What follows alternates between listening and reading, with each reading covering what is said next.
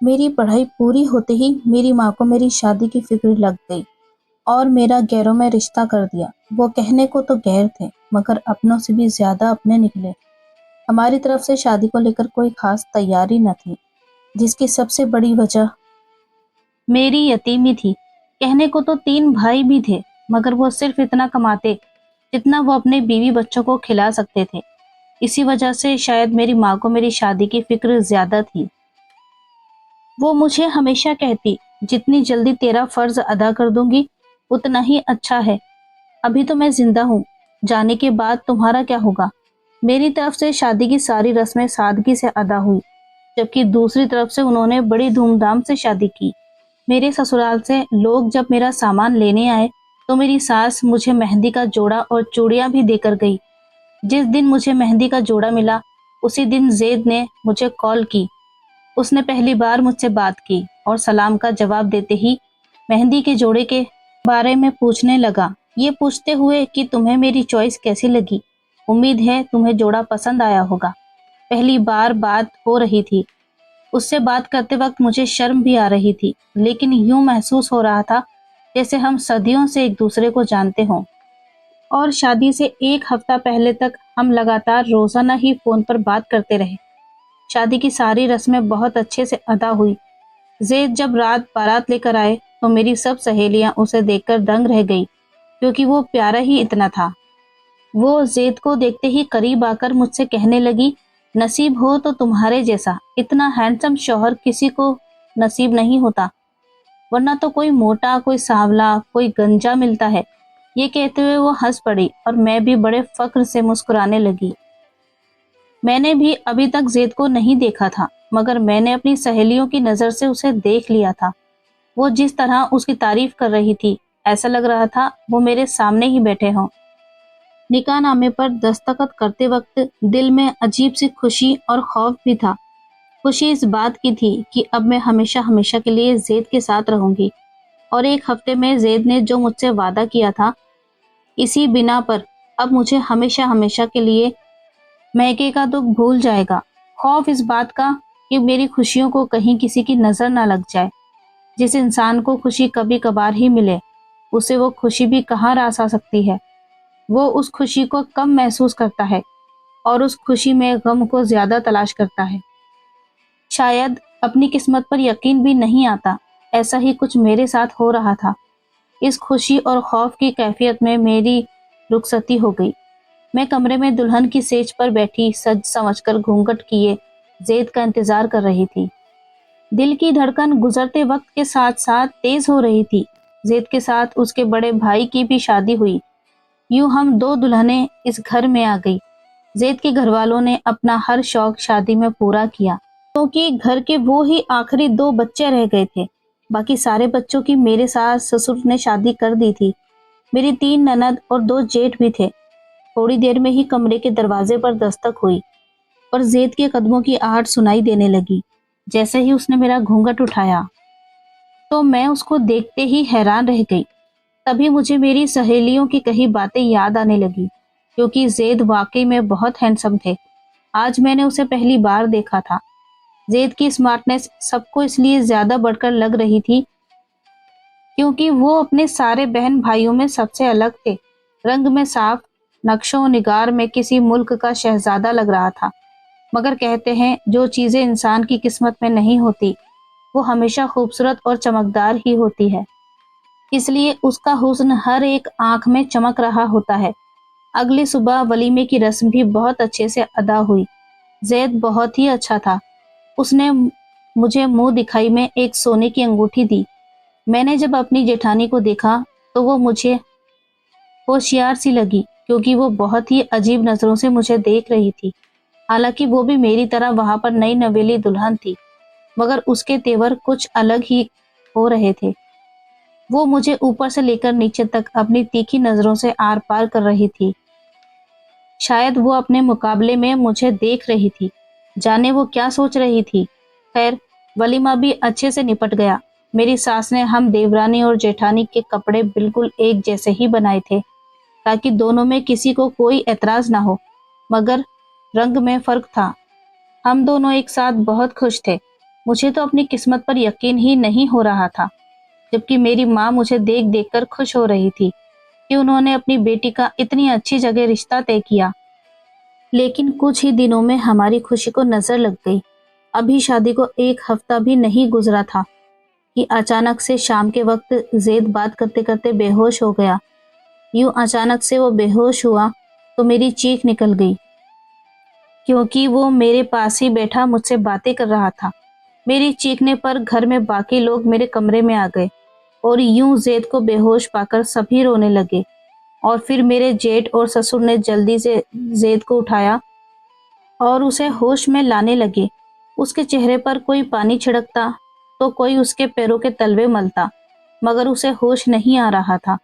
जल्दी से वो ज़ैद को लेकर बाइक पर ही बैठकर डॉक्टर के पास ले गए।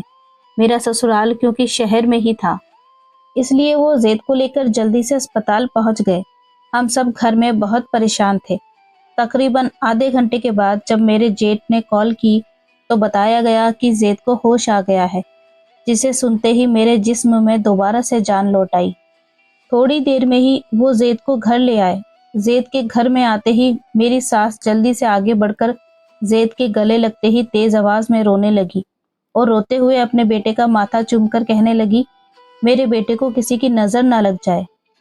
जबकि मैं अपने कमरे की दहलीज पर खड़ी ज़ैद को देखकर रो रही थी। एक तो नई नई मोहब्बत और ऊपर से निकाह के बंधन में बंधने के बाद होने वाली मोहब्बत बहुत ही मजबूत होती है, भले ही वो एक दिन की ही हो या कई सालों की। और शादी के बाद औरत के लिए सबसे बढ़कर उसका शौहर ही तो होता है। उसके दम से उसके चेहरे पर रौनक होती है और उसकी जिंदगी में हर तरफ खुशियां होती है। जब ज़ैद ने मेरी तरफ देखा तो वो वही खड़ा मुझसे कहने लगा, पगली तुम क्यों रो रही हो, मैं अभी जिंदा हूँ। उसकी बात सुनते ही मैं भागी चली आई, उसके सीने से लगकर रोने लगी। मुझे यूं महसूस हो रहा था जैसे ज़ैद को कोई मुझसे छीनने की कोशिश कर रहा है। ज़ैद ने दवाई ली हुई थी, इसलिए वो रात को जल्दी सो गए, जबकि मैं सारी रात ठीक से सो नहीं पाई थी। बार बार उठकर ज़ैद की तरफ देखती कि ज़ैद ठीक से सोया है या नहीं। सुबह उठते ही मैंने बड़ी बेचैनी से ज़ैद को उठाया, क्योंकि मैं नहीं चाहती थी कि वो ज्यादा देर तक सोए। मैं उससे बातें करना चाहती थी। जाने मुझे क्यों लग रहा था जैसे मेरे पास वक्त बहुत कम है। ज़ैद के साथ बिताए हुए पल जाने क्यों इतनी तेजी से गुजर रहे थे। मेरी आवाज देने पर ज़ैद जाग गए और मुस्कुराते हुए मुझसे कहने लगे, मेरा यकीन करो, मैं अभी जिंदा हूँ। ये लफ्ज सुनते ही मैंने उसके लबों पर अपना हाथ रखते हुए उससे कहने लगी, ज़ैद आपको अल्लाह की कसम, आइंदा से ऐसी कोई बात मत करना, चाहे वो मजाक में ही क्यों ना हो। जानते हैं मेरी जान आप में बसती है, अगर आपको कुछ हो गया तो मैं मर जाऊंगी। ज़ैद मुस्कुराकर मुझसे कहने लगे, मरे तुम्हारे दुश्मन, तुम तो मेरी भोली भाली सी प्यारी सी बीवी हो। उस दिन मैं एक पल के लिए भी ज़ैद से अलग नहीं हो पाई थी। हालांकि उस दिन ज़ैद बिल्कुल ठीक थे, मगर मेरा दिल बहुत बेचैन था। रात को सोने से पहले ज़ैद ने मुझसे कहा, मेरे सर में दर्द हो रहा है। फिर मैंने ज़ैद से पूछा, आपको इस तरह का दर्द पहले भी होता था? परसों आपको क्या हो गया था, अचानक से आप बेहोश क्यों हो गए थे? मेरे सवालात पर ज़ैद ने सिर्फ एक ही जवाब दिया, और वो जवाब ये था कि मुझे पहले कभी भी ऐसा नहीं हुआ। ये कहते कहते ज़ैद सर के दर्द से सिसकने लगे और मुझे अपने दर्द भरी आवाज से कहने लगे, मेरे सर में बहुत तेज दर्द है, मेरा सर दबा दो, बल्कि तुम ऐसा करो, मेरा ब्लड प्रेशर चेक करो। ये कहते ही वो फिर से आंखें बंद करने लगे। देखते ही देखते वो फिर से बेहोश हो गए। मैं उनको इस तरह से बेहोश होता देख अपने हवास खोने लगी और ऊंची आवाज में रोते हुए अपने कमरे से दीवानों की तरह बाहर भागी और अपनी सास को पुकारने लगी, ये कहते हुए कि ज़ैद को फिर से कुछ हो गया है। मेरे शोर मचाने पर फिर से सब घर वाले इकट्ठे हो गए। ज़ैद आज भी उसी हालत में था। इस बार ज़ैद को वो बड़े अस्पताल लेकर गए। मैंने बहुत कहा कि मैं अभी ज़ैद के साथ ही जाऊंगी, मगर किसी ने भी मेरी बात न सुनी। मेरी सास मुझसे कहने लगी, तुम्हारा डोला वो कहाँ लेकर जाएगा, रात का वक्त है और वैसे भी ये मर्दों का काम है। मेरी सास ने उस रोज मुझे बहुत ही बुरी तरह से झटका था। मैं तो पहले ही ज़ैद की हालत को देखकर बहुत टूट गई थी। सास के इस तरह कहने पर मैं अपने कमरे में वापस आ गई सर तकिए पर रखे आंसू बहाने लगी। मैंने अपनी माँ को ज़ैद की हालत के बारे में कुछ भी नहीं बताया था, क्योंकि मेरी माँ पहले ही गमों की मारी थी। वो तो शुरू से ही मुझे देखकर ये कहती थी कि अल्लाह तुम्हारी किस्मत मेरी जैसी ना लिखे। मेरी माँ जवानी में ही बेवा हो गई थी। थोड़ी देर में ही फिर जेठ का फोन आया और उन्होंने बताया ज़ैद होश में आ चुका है, मगर इस बार डॉक्टर ने ज़ैद के टेस्ट लिख कर दिए हैं। डॉक्टर ने कहा है कि ज़ैद के तमाम टेस्ट जल्द से जल्द करवाएं, इसलिए हमें आने में देर हो जाएगी। मुझे ज़ैद के लिए बहुत फिक्र हो रही थी। मैंने परेशान होते हुए अपनी अम्मी को कॉल कर ली, ये सोचते हुए अब ज़ैद की तबीयत ठीक नहीं लग रही, इसलिए अम्मी को बताना ज़रूरी है। फिर ससुराल वाले कहेंगे कि ऐसे मौके पर कोई भी ज़ैद की खैरियत मालूम करने के लिए नहीं आया। ये सोचते हुए जब मैंने अपनी अम्मी को कॉल किया तो मेरी माँ मेरी बात सुनते ही रोने लगी, ये कहते हुए कि अल्लाह तुम्हारी किस्मत मेरे जैसी ना लिखे। रात के तकरीबन 11 बजे जब ज़ैद को लेकर मेरे जेठ और ससुर घर आए तो वो बहुत ही परेशान थे। मैंने बहुत बेचैन होते हुए जब उनसे रिपोर्ट के बारे में पूछा तो वो कहने लगे रिपोर्ट्स 1-2 दिन में मिलेगी, मगर डॉक्टर ने कहा है कि खतरे की बात है। ये सुनते ही मेरी नई नवेली जेठानी मुंह बनाते हुए मेरी सास की तरफ देखने लगी और कहने लगी कि कुछ लोगों के कदम बहुत ही मनहूस होते हैं, इनकी वजह से दूसरों को भी किस्मत खराब लगती है और आने वाली खुशियां रुख मोड़ लेती हैं। शायद उसका दिन बहुत जला था, इस वजह से क्योंकि उसकी अभी नई नई शादी हुई थी। उसके भी अरमान थे जिसे हर नई नवेली दुल्हन के होते हैं। अरमान तो मेरे भी थे, मगर अल्लाह की लिखी कौन टाल सकता है। अगले ही दिन मेरी माँ आ गई। वो ज़ैद को देखकर रोती रही और बातों ही बातों में मेरी सास ने मेरी माँ को मेरे हवाले से मनहूस कहते हुए बहुत बातें सुनाई। यूं मेरी माँ उनकी बातें सुनकर बोझल दिल लिए वहां से चली गई। वो 1-2 दिन मैंने बहुत मुश्किल से गुजारा और हर वक्त अल्लाह से दुआएं करती रही कि ज़ैद की रिपोर्ट बिल्कुल ठीक आ जाए। रिपोर्ट्स के आते ही सब घर वालों पर जैसे आसमान गिर पड़ा। रिपोर्ट्स के मुताबिक ज़ैद को ब्रेन ट्यूमर था। मैं रिपोर्ट्स को पढ़ते ही अपने आप को ज़ैद की बीमारी की जिम्मेदार समझने लगी, क्योंकि शादी से पहले ज़ैद बिल्कुल ठीक था और एकदम से ज़ैद को ब्रेन ट्यूमर हो गया, वो भी 3rd स्टेज में था। ज़ैद की हालत दिन ब दिन बिगड़ती जा रही थी। यूं तो घर वालों ने उसे एक से बढ़कर एक डॉक्टर को दिखाया, मगर हर बार नाउम्मीद होकर लौट आते। फिर एक डॉक्टर ने थोड़ी उम्मीद दी और उसने कहा कि ऑपरेशन के बाद उसका ट्यूमर निकाल दिया जाएगा, मगर इस ऑपरेशन के नतीजे में हो सकता है कि ज़ैद की आंखों की रोशनी चली जाए, याददाश्त में भी मसला हो सकता है। इसके अलावा जिस्म के किसी भी हिस्से पर असर हो सकता है, क्योंकि ये दिमाग का मामला है और ऑपरेशन करते वक्त कोई भी मसला पेश आ सकता है। कहने का मकसद ये है कि ऑपरेशन बेहद नाजुक और बड़ा है, मगर ऑपरेशन के अलावा हमारे पास कोई चारा भी नहीं था। यूं ही ज़ैद को डॉक्टर के पास लेकर फिरते फिरते 2 महीने गुजर गए। जिस दिन ज़ैद का ऑपरेशन था उस दिन मेरी तबीयत बहुत ही ख़राब लग रही थी। मुझे कुछ भी अच्छा नहीं लग रहा था। मेरे सर में बहुत दर्द था और थकावट भी महसूस हो रही थी। पहले मैं समझी शायद ये टेंशन लेने की वजह से हो रहा है, मगर उसी शाम मुझे उल्टी आने लगी और मुझे शक हुआ कि शायद मैं उम्मीद से हूँ। अब हालात ऐसे थे कि मैं किसी डॉक्टर को भी नहीं दिखा सकती थी, इसलिए मैं खामोश रही। ज़ैद का ऑपरेशन ठीक हो गया था, मगर उसको होश नहीं आया। जब उसको होश आया तो वो सही से बोल नहीं पा रहा था। डॉक्टर से पूछा तो डॉक्टर ने बताया आप खुशकिस्मत हैं, ज़ैद का ऑपरेशन ठीक हो गया, मगर पूरी तरह से ठीक होने में इसको बहुत समय लगेगा। आप लोगों को सब्र से काम लेना होगा। 1 हफ्ते तक ज़ैद अस्पताल में ही एडमिट रहा। जब उसकी कुछ तबीयत संभली तो उसको घर में लेकर आए। जिस दिन ज़ैद घर में आया, कमरे में मुझे अकेला पाकर मेरा हाथ पकड़ते हुए मुझसे कहने लगा, मुझे माफ़ कर दो, मैं तुम्हें एक दिन भी खुश नहीं रख सका। मैंने तुमसे कितने वादे किए थे, मगर मैं अपना किया हुआ एक वादा भी नहीं निभा पाया। ये कहते हुए उसकी आंखें नम हो गई। मुझे उसकी ये बातें सुनकर बहुत रोना आ रहा था। फिर मैंने अपने आप को मजबूत किया। अगर मैं उसके सामने रो पड़ी तो वो हिम्मत हार बैठेगा, और वैसे भी वो इस हालत में है, उसे परेशान करना खतरनाक साबित हो सकता है। मैं मुस्कुराते हुए ज़ैद को दिलासा देने लगी। मेरी माँ और मेरे भाई जब ज़ैद का पता लेने आए میری ساس کو جانے کیا ہو گیا، وہ میری امی سے کہنے لگی آپ اپنی بیٹی کو اپنے ساتھ کچھ دن کے لیے لے جائیں۔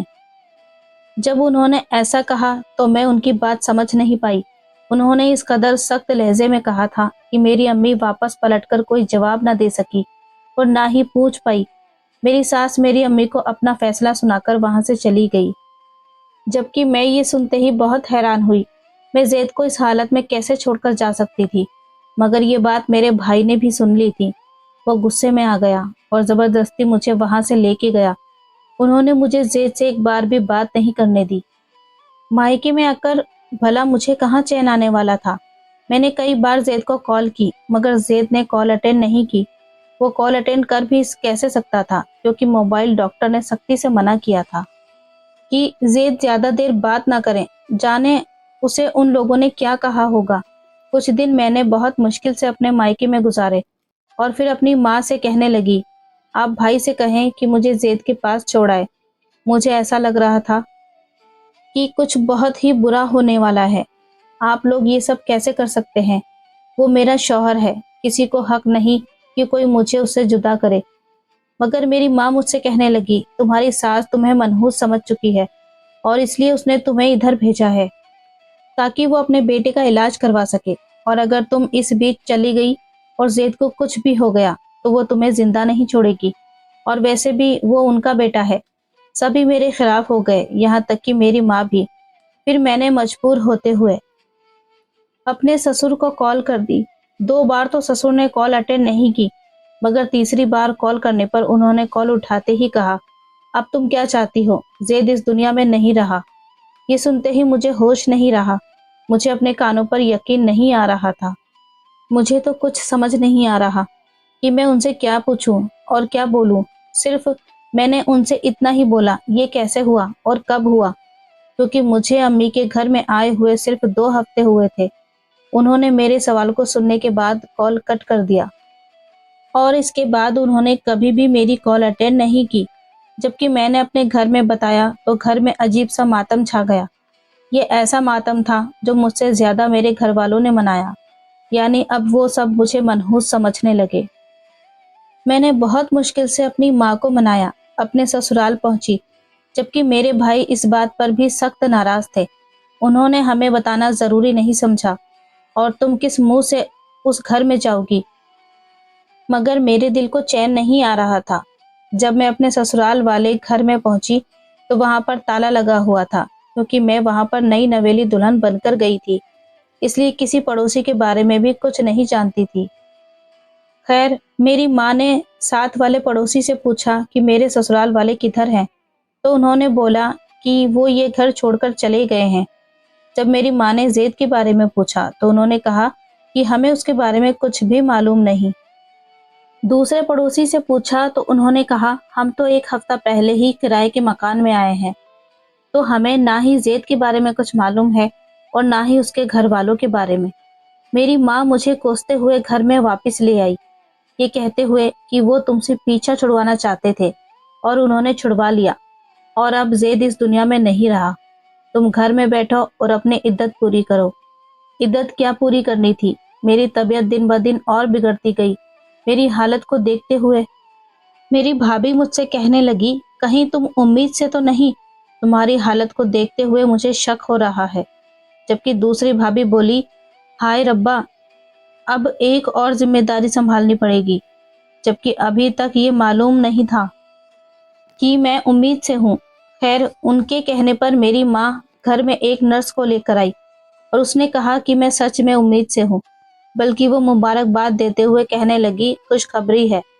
یہ الفاظ سنتے ہی مجھے کوئی خوشی نہیں ہوئی، کیونکہ زید اس دنیا میں نہیں تھے۔ تو یہ خوشخبری کس کے لیے تھی؟ سب میرے بچے کو اس دنیا میں آنے سے پہلے ہی بوجھ سمجھنے لگے تھے۔ دھیرے دھیرے وقت گزرتا رہا اور وہ دن بھی آ گیا جس دن میں نے بیٹے کو جنم دیا۔ میرا بیٹا بالکل زید کی طرح ہی دکھتا تھا۔ میں اپنے بیٹے کو گود میں لے کر آنسو بہانے لگی اور کچھ دن کی زید کی محبت یاد کرنے لگی، کیونکہ میرا اور زید کا ساتھ ہی اتنا تھا، مگر میرے ساتھ اس کی کچھ یادیں ہی میری زندگی گزارنے کا ذریعہ بنی۔ جب میں نے بیٹے کو جنم دیا تو میرے بھائی امی سے کہنے لگے آپ اس کی شادی کہیں اور کروا دیں۔ مگر میرا دل نہیں مانتا تھا، کیونکہ میں نے زید کو اپنی آنکھوں سے کفن میں نہیں دیکھا تھا۔ مجھے یقین تھا کہ زید زندہ ہوں گے۔ پھر دل میں یہ بھی سوچتی کہ اگر وہ زندہ ہیں تو اس نے کبھی کال کیوں نہیں کی، جبکہ میرا نمبر تو وہی ہے۔ میں نے اپنا فون نمبر نہیں بدلا تھا اور ہمارے گھر کے بارے میں بھی اسے معلوم تھا۔ میری ماں نے بھی مجھ پر بہت زور دیا کہ دوسری شادی کر لو۔ میری زندگی کا کچھ نہیں معلوم۔ میں اپنی ماں سے کہنے لگی میں کسی اسکول میں نوکری کر لوں گی اور اپنے بیٹے کو پال پوس لوں گی۔ میرا بیٹا میرے پاس ہے، میں اس کے سہارے زندگی گزار لوں گی۔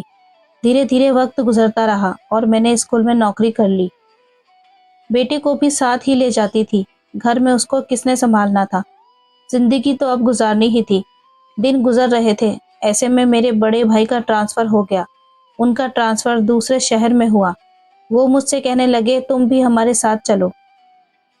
میں بھی اس کے ساتھ ہو گئی، کیونکہ دونوں چھوٹے بھائی مجھے بالکل بھی نہیں پوچھتے تھے، یہ سوچتے ہوئے کہ بڑا بھائی ہے کچھ تو خیال رکھے گا، جبکہ میری ماں وہیں پرانے گھر میں ہی رہی۔ میں اپنے بڑے بھائی کے ساتھ نئے شہر میں آ گئی۔ میری کون سی سرکاری نوکری تھی، پرائیویٹ اسکول میں پڑھاتی تھی۔ اب ہم جس شہر میں آئے وہ شہر بہت ہی اچھا تھا، یہاں کے لوگ بھی اچھے تھے۔ شاید پرانے شہر میں اتنی درد بھری یادیں تھی کہ وہاں پر رہنا مشکل تھا، اس لیے نئے شہر میں نئے لوگ اچھے لگنے لگے۔ نئے شہر میں حالات بھی کچھ بہتر ہو گئے۔ بہتر اس حوالے سے ہوئے کہ ایک تو میرا ٹیچنگ میں تجربہ تھا اور دوسرا بھائی کے گھر کے پاس ہی ایک پرائیویٹ اسکول تھا۔ میں نے وہاں پر ٹیچنگ شروع کر دی۔ اسکول کی میڈم بہت ہی اچھی تھی۔ اب میرا بیٹا بھی بڑا ہو گیا تھا، وہ 4 کلاس میں پڑھتا تھا۔ میڈم میرے بیٹے سے بہت ہی محبت کرنے لگی۔ جب انہوں نے میری آپ بیتی سنی تو وہ مجھ سے اور بھی زیادہ ہمدردی کرنے لگی۔ سارا دن میں اسکول میں پڑھاتی اور گھر میں بچوں کو ٹیوشن پڑھانے لگی۔ دن بہت تیزی سے گزرنے لگے، مگر اس بیچ کوئی بھی دن ایسا نہیں گزرا تھا جس دن میں نے زید کو یاد نہیں کیا ہو۔ میرا بیٹا جب بھی اپنے باپ کے بارے میں پوچھتا تو میں یہی کہتی رہی تمہارے پاپا ملک سے باہر ہیں، بلکہ میں اسے جھوٹ بولتی رہی۔ اس کی ہر سالگرہ پر اسے جھوٹ بولتے ہوئے اسے اپنی طرف سے ایک تحفہ دے دیتی اور اس پر زید کا نام لکھ دیتی، یہ کہتے ہوئے کہ یہ تمہارے پاپا نے دیا ہے۔ لیکن اب وہ بڑا ہو رہا تھا، وہ اپنے باپ کی کمی کو بہت محسوس کرنے لگا تھا۔ اسکول میں ٹیچنگ کرتے ہوئے مجھے 5 سال گزر گئے اور میرا بیٹا بھی پہلے سے بڑا ہو گیا۔ اس بیچ میڈم نے بھی مجھے کئی بار مشورہ دیا کہ دوسری شادی کر لو، مگر میں ان سے ہمیشہ یہی کہتی کہ میرا دل کہتا ہے کہ زید زندہ ہے۔ ایک دن میڈم نے مجھے آفس میں بلایا اور مجھے شادی کا کارڈ دیتے ہوئے کہنے لگی میری بیٹی کی شادی ہے، تم میری بیٹی کی شادی پر ضرور آنا۔ کیونکہ میری میڈم سے زیادہ بنتی تھی، اس وجہ سے میں ان کو نہ چاہتے ہوئے بھی منع نہیں کر پائی۔ شادی 1 ہفتے بعد تھی۔ میں ہمیشہ کی طرح بیوہ کا لباس پہنے، اداس دل لیے، جھوٹی مسکراہٹ اپنے چہرے پر سجائے، میڈم کی بیٹی کی بارات والے دن پہنچ گئی۔ جب بارات آئی تو میں نے وہاں پر اس انسان کو دیکھا جس کا صدیوں سے مجھے انتظار تھا۔ مجھے اپنی آنکھوں پر یقین نہیں ہو رہا تھا، مگر وہ باراتیوں میں کھڑا مسکرا رہا تھا۔ زید میرے سامنے کھڑا تھا۔ اچانک سے جب اس کی مجھ پر نظر پڑی تو اس کا چہرہ اتر گیا، جبکہ میں وہیں سکتے کی حالت میں کھڑی تھی۔ مجھے اپنی دھڑکن بند ہوتی ہوئی محسوس ہوئی۔ آج میرا دل جیت گیا تھا، وہ دل جس نے ہمیشہ مجھے اس امید میں زندہ رکھا کہ زید زندہ ہے، وہ کسی موڑ پر کبھی نہ کبھی مجھے ضرور ملے گا، اور آج وہ مل گیا۔ میں اس وقت زید سے کچھ نہ کہہ پائی۔ شادی میں بہت مشکل سے وہاں پر ساری رسم کے ختم ہونے کا انتظار کرنے لگی۔ یہ بھی جانتی تھی کہ جس انداز میں مجھے زید نے دیکھا ہے وہ بھی مجھ سے ضرور بات کرنا چاہے گا۔ جیسے بارات رخصت ہوئی تو میں اپنے بیٹے کو اپنے ساتھ لیے ہال سے نکل رہی تھی۔ وہاں پر زید ہمارے ہی انتظار میں کھڑا تھا۔ زید کو دیکھتے ہی میرا دل چاہا کہ میں زید سے پوچھوں، وہ زندہ تھا مگر وہ اتنے عرصے سے کہاں رہا؟ شادی کے فنکشن میں مجھے میڈم سے اتنا تو معلوم ہو چکا تھا کہ زید ان کی بیٹی کے سسرال کی طرف سے آئے تھے، یعنی میرے جیٹ کے گھر میں میری میڈم کی بیٹی بیاہی گئی تھی۔ اس سے پہلے کہ میں زید سے کچھ پوچھتی یا وہ مجھ سے کچھ پوچھتا، میں نے بہانہ بناتے ہوئے اپنے بیٹے کو وہاں سے جانے کے لیے کہا۔ اور خود زید سے پوچھنے لگی، یہ کہتے ہوئے کہ تم تو بڑے بے وفا نکلے، تم زندہ تھے مگر تمہارے گھر والوں نے ہم سے جھوٹ بولا، اور میں بے وقوف تمہارے مرنے پر بھی یقین نہیں کر پائی، اس امید کے سہارے اپنی ساری جوانی گزار دی کہ تم کبھی تو لوٹو گے۔ جانے کیوں مجھے یقین نہیں آ رہا تھا کہ تم مر گئے تھے، مگر آج تمہیں زندہ اپنے سامنے کھڑا دیکھ کر مجھے یقین تو ہو گیا ہے کہ میرا دل سچ کہہ رہا تھا۔ مگر تم نے میرے ساتھ ایسا کیوں کیا؟ میری بات کو بیچ میں ہی کاٹتے ہوئے زید مجھ سے کہنے لگا، تم ڈرامہ ختم کرو، ایک تو تم مجھے اس حال میں چھوڑ کر اپنے گھر والوں کے ساتھ چلی گئی اور الٹا تم مجھے ہی قصوروار ٹہرا رہی ہو۔ پھر وہ مجھ سے کہنے لگا، ہاں تمہارے جانے کے بعد مجھے گھر والوں نے بتایا تھا کہ تم گھر سے یہ کہہ کر گئی ہو کہ تم بیمار شوہر کے ساتھ ساری زندگی نہیں گزار سکتی، اور ویسے بھی زید کی زندگی کا کیا پتہ، آج ہے تو کل نہیں، یہ کہہ کر تم وہاں سے چلی گئی، جبکہ میرے گھر والوں نے تمہاری بہت منتیں کی تھی۔ یہ سنتے ہی میں زید پر پھٹ پڑی، کیونکہ وہ جو بھی کہہ رہا تھا وہ سب جھوٹ تھا۔ میں نے اس کے لگائے گئے تمام الزامات کا صرف اتنا جواب دیا، یہ سب جھوٹ ہے، اور تم لوگ اگر اتنے ہی سچے تھے تو گھر چھوڑ کر کیوں گئے؟ زید کو پہلے تو مجھ پر یقین نہیں آیا، پھر وہ مجھ سے کہنے لگا، ہاں ہم وہ گھر چھوڑ کر گئے تھے کیونکہ ہمیں کسی عامل نے بتایا تھا کہ میری بیماری اس گھر کو چھوڑنے سے ہی کٹے گی، اور ویسے بھی بڑے بھائی کا اس شہر میں ٹرانسفر ہو گیا تھا، اس لیے وہ مجھے بھی لے کر یہاں آ گئے، اور ویسے بھی میں اس شہر میں رہنا نہیں چاہتا تھا، کیونکہ اس شہر میں اس گھر میں تم سے جڑی یادیں جو تھی۔ اتنے میں میرے بیٹے نے مجھے پیچھے سے آواز دی۔ وہ آواز سنتے ہی زید مجھ سے طنزیہ لہجے میں کہنے لگا، اور تم نے دوسری شادی بھی کر لی، جبکہ نہ ہی میں نے تمہیں طلاق دی تھی اور نہ ہی میں مرا تھا، تم شادی کیسے کر سکتی تھی؟ میں نے اپنے بیٹے کا ہاتھ پکڑتے ہوئے زید کے سامنے اسے لا کر کھڑا کیا، یہ کہتے ہوئے، یہ تمہارا ہی بیٹا ہے، اس کو غور سے دیکھو، کیا یہ تمہارا عکس نہیں؟ زید نے جب اپنے بیٹے کی طرف دیکھا تو وہ اس کی طرف لپکا اور اسے گلے سے لگا لیا، کیونکہ سچ میں ہمارا بیٹا زید کی ہی کاپی تھا۔ پھر میں وہاں سے اپنے بیٹے کو اپنے ساتھ لے آئی، جبکہ زید اس بات پر ضد کر رہا تھا کہ میرے بیٹے کو اس کے ساتھ جانے دوں اور خود بھی اس کے ساتھ چلوں، پر میں ایسا نہیں کرنے والی تھی۔ اس کے بعد کئی بار زید نے ہمارے گھر میں آ کر معافی مانگی، اور یہاں تک کہ اپنے گھر والوں کو بھی ہمارے گھر میں لے کر آیا، مگر میں نے اس کے ساتھ جانے سے انکار کر دیا، یہ کہتے ہوئے کہ میں تو منحوس بیوہ جیسے شبدوں سے ساری عمر سنتی آئی ہوں، اور میں تو اپنی آخری سانس تک تمہارا انتظار کرنے والی تھی، جبکہ تم نے ایک بار بھی پیچھے مڑ کر نہیں دیکھا۔ زید مجھ سے کہنے لگا، اس نے ایک دو بار کوشش کی تھی، مگر تب میں ادھر سے آ گئی تھی، مگر میں جانتی تھی وہ یہ سب جھوٹ کہہ رہا تھا، کیونکہ میرے دونوں دوسرے بھائی اسی گھر میں رہتے تھے، اور سب سے بڑھ کر زید کے پاس میرا فون نمبر بھی تھا۔ زید نے دوسری شادی کر لی تھی اور اس کی 3 بیٹیاں بھی تھی، وہ صرف میری طرف اس لیے آ رہا تھا کیونکہ اسے بیٹا چاہیے تھا۔ میں نے زید سے کہا، میرا کیا ہے، آدھی زندگی گزر گئی ہے اور آدھی باقی ہے، اللہ نے مجھے بیٹے جیسے مضبوط سہارے سے نوازا ہے، میں اس کے سہارے زندگی گزار لوں گی۔ ویسے بھی میں منحوس تھی، یہی سمجھ کر تم نے بھی اپنے گھر والوں کا ساتھ دیتے ہوئے مجھے چھوڑ دیا، اب تم اپنی زندگی جیو اور مجھے بھی جینے دو۔ میں اپنی ادھوری محبت کے مکمل ہونے کا انتظار کرتی رہی، مگر میری محبت ہمیشہ کے لیے ادھوری رہ گئی۔ ساری حقیقت جان لینے کے بعد میرے بیٹے نے اپنے باپ کا منہ تک نہیں دیکھا تھا، جبکہ میں نے اس سے کئی بار کہا کہ وہ تمہارے پاپا ہیں، مگر تم ان سے ملتے جلتے رہو، مگر میرے بیٹے نے مجھے تڑپتے ہوئے دیکھا تھا، اس لیے اس نے اپنے پاپا سے ملنے سے صاف انکار کر دیا۔ یہ کہانی آپ کو کیسی لگی کمنٹ کر کے ضرور بتائیں، پسند آئی ہو تو لائک کریں، چینل کو سبسکرائب کریں۔ ملتے ہیں کل ایک نئی کہانی کے ساتھ، تب تک اپنا خیال رکھیں۔ Thanks for watching.